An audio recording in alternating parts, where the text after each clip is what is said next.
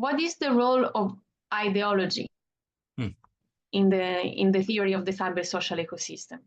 Ideology is more, from my point of view, ideology in the cybersocial ecosystem is more connected and related to culture. This is the point.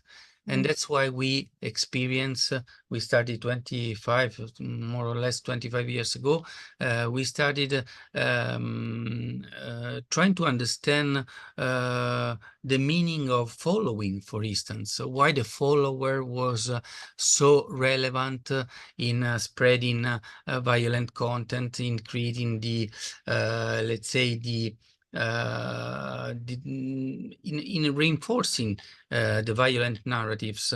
And now we can understand that the battle for hearts and minds is more in the field of culture instead of the one of ideology. That's why we are increasingly facing, for instance, salad bar ideologies, pseudo ideologies, patchwork ideologies. Something that we are not sure that we can consider ideologies, because they are not connected on the traditional ones in terms of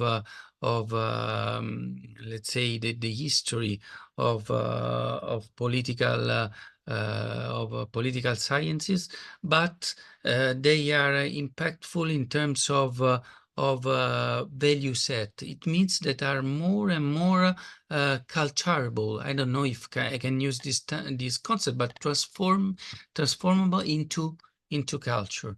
That's why the culture of hate, the culture of terror is spreading all over the world. And that's why it is, and we have to consider that it's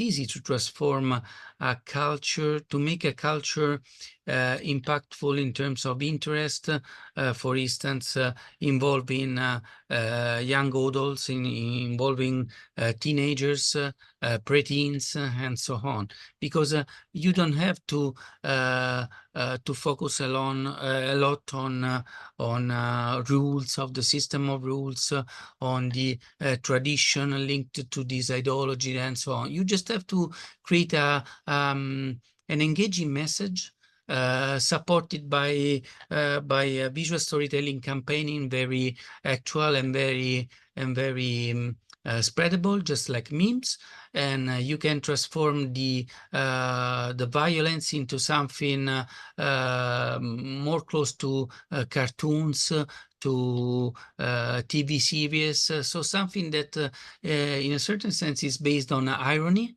but is a black irony, is a dark, irony in terms of hidden messages. And so it's easier to sell, and it's more adaptable to current situations. Yes, from what you're saying. It takes less to convince people to adhere to a culture than to an ideology. You don't need to be trained. You don't need to read books to understand what does it mean, a system of roles, of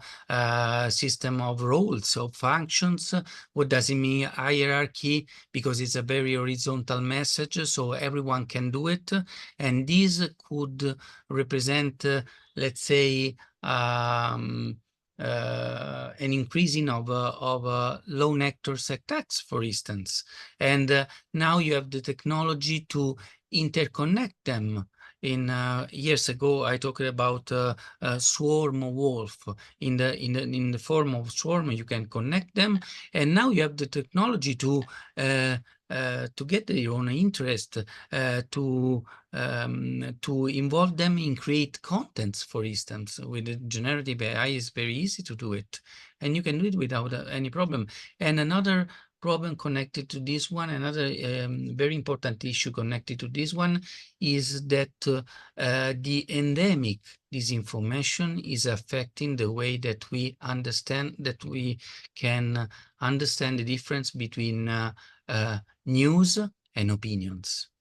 And ambiguous content are based on opinions, not news.